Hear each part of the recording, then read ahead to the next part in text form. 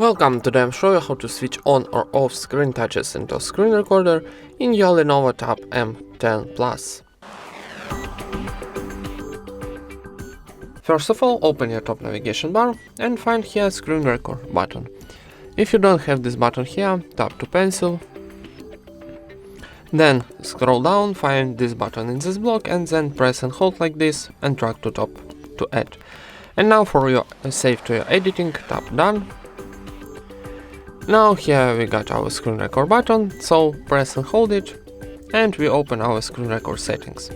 And here we got our screen record panel. So tap to settings icon on this panel and here we got show tabs on the screen option. So this position of switcher is turn off this option and this is activate this option.